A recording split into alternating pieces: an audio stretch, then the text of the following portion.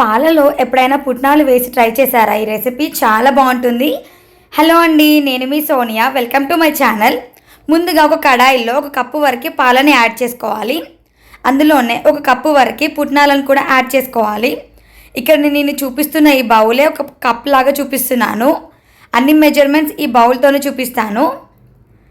ఈ విధంగా పాలలో పుట్నాలు వేసుకున్నాక పాలు ఒక పొంగు వచ్చేంత వరకు కలిపేసుకుంటూ ఉండాలి. అంతే, పాలు ఒక పొంగు వచ్చాక స్టవ్ ఆఫ్ చేసుకోవాలి. ఇలా జస్ట్ 1 మినిట్లోనే పొంగు వచ్చేస్తుంది. అప్పుడు వెంటనే స్టవ్ ఆఫ్ చేసుకొని పక్కకు పెట్టుకోవాలి, చల్లార్చుకోవాలి. పుట్నాలు మరగాల్సిన అవసరం లేదు, జస్ట్ పాలలో మిక్స్ అయిపోతే సరిపోతుంది. ఆ తర్వాత ఒక మిక్సీ జార్ తీసుకోవాలి. ఇందులో మనం ముందుగా పాలలో వేసుకున్న పుట్నాలని తీసేసి వేసుకోవాలి. పాలతో పాటు కావాలంటే ఇంకొన్ని పాలైనా యాడ్ చేసుకోవచ్చు. ఈ విధంగా వేసుకున్నాక కొన్ని క్యాషూ నట్స్ తీసుకోవాలి. ఇది ఆప్షనల్ మాత్రమే, మీరు కావాలంటే పల్లీలైనా తీసుకోవచ్చు. తర్వాత ఒక 2-3 ఇలాచీ తీసుకోవాలి ఫ్లేవర్ కోసం. దీనిని ఫైన్గా మిక్సీ పట్టుకోవాలి. ఎంత మెత్తగా వీలైతే అంత మెత్తగా మిక్సీ పట్టుకోవాలి. కావాలంటే మధ్య మధ్యలో పాలు కానీ కొద్దిగా వాటర్ అయినా యాడ్ చేసుకోవచ్చు. ఈ కన్సిస్టెన్సీలోకి వచ్చాక ఒక కప్పు వరకు బెల్లం తురుమును వేసుకోవాలి.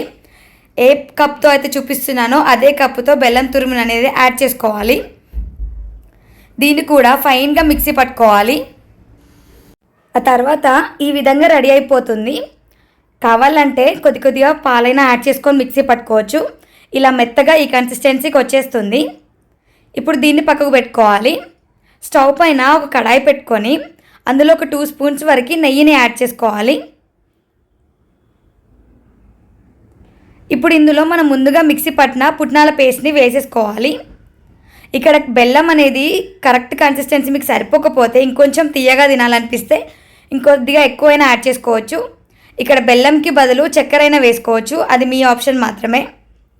ఈ విధంగా కలిపేసుకుంటూ ఉండాలి. చెక్ చేసుకోండి, మాడిపోయే ఛాన్స్ ఉంటుంది.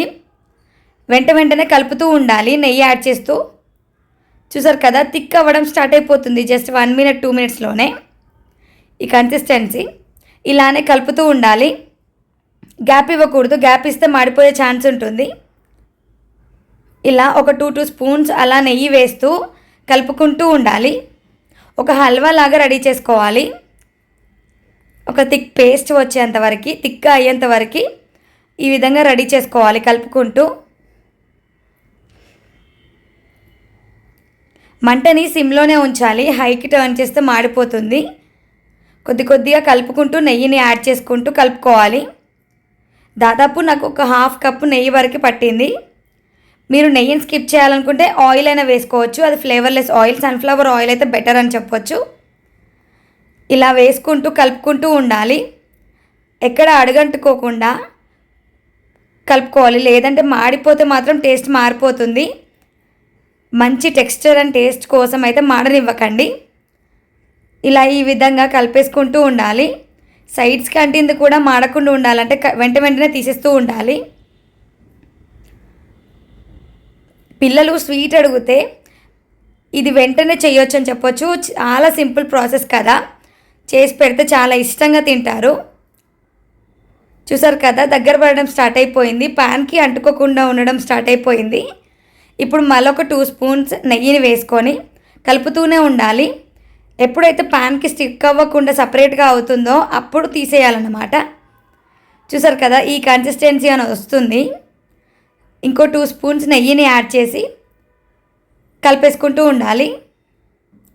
ఇలా ఈ విధంగా ప్యాన్ నుంచి పూర్తిగా సపరేట్ అవ్వడం స్టార్ట్ అయిపోతుంది.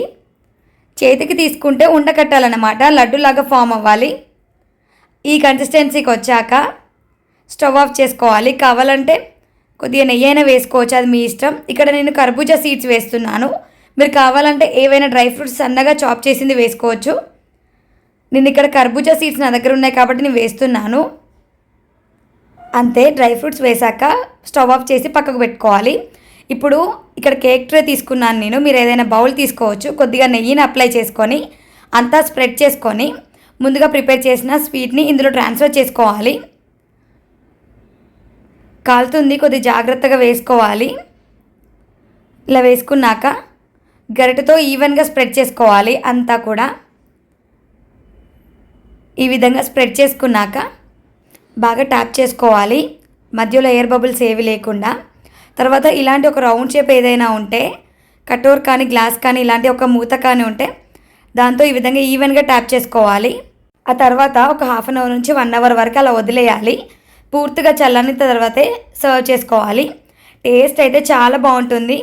ఇన్స్టెంట్గా చేయబడే ఒక బర్ఫీ అని చెప్పొచ్చు. పైన కూడా కొన్ని డ్రై ఫ్రూట్స్ కట్ చేసినవి కానీ, లేదంటే ఇక్కడ నేను కర్బూజా సీడ్స్ వేసుకున్నాను, వాటిని నేను స్ప్రెడ్ చేసుకొని పక్కకు పెట్టుకోవచ్చు. ఇక్కడ నేను ఒక ప్లేట్లోకి డీమౌల్డ్ చేసుకుంటున్నాను చల్లారిన తర్వాత.